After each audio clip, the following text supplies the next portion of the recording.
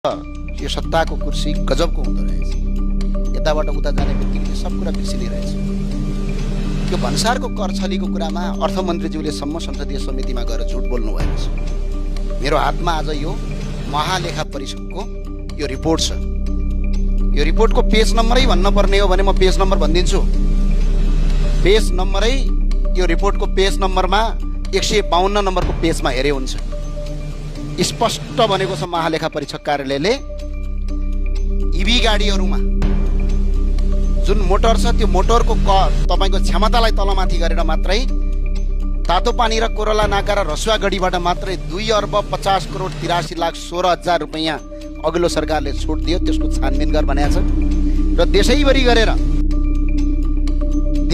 गरेर 3 अर्ब 77 करोड 44 लाख 19 हजार छुट महसुल तथा करका सम्बन्धमा छानबिन गरी असुल उपर गर्नुपर्छ भनेर महालेखा परीक्षकले सम्म दिएको छ रिपोर्ट। र यहाँ के हुन्छ कथा, माननीय सभामुखज्यू 14 गते 1 गतेदेखि 14 गतेसम्म 3000 करिब सवारीहरू नेपाल भित्रिन्छन्। गाडी आउँछ 21 गते, भन्सार पास हुन्छ 14 गते भने करका दरको रेट थाहा नभइकन त्यो कसरी आयो? सबभन्दा ठुलो कुरा यो सत्ताको कुर्सी गजबको हुँदो रहेछ। यताबाट उता जाने बित्तिकै सब कुरा बिर्सिने रहेछ। यो भन्सारको कर छलीको कुरामा अर्थमन्त्रीज्यूले सम्म संसदीय समितिमा गएर झुट बोल्नु भएको छ। मेरो हातमा आज यो महालेखा परिषदको यो रिपोर्ट छ।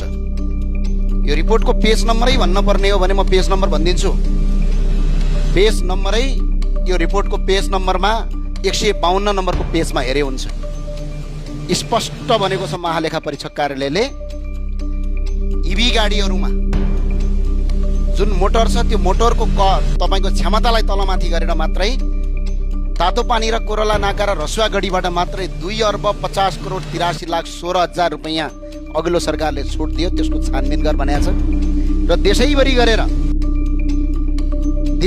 गरेर 3 अर्ब 77 करोड 44 लाख 19 हजार छुट महसुल तथा करका सम्बन्धमा छानबिन गरी असुल उपर गर्नुपर्छ भनेर महालेखा परीक्षकले सम्म दिएको छ रिपोर्ट। र यहाँ के हुन्छ कथा, माननीय सभामुखज्यू 14 गते 1 गतेदेखि 14 गतेसम्म 3000 करिब सवारीहरू नेपाल भित्रिन्छन्।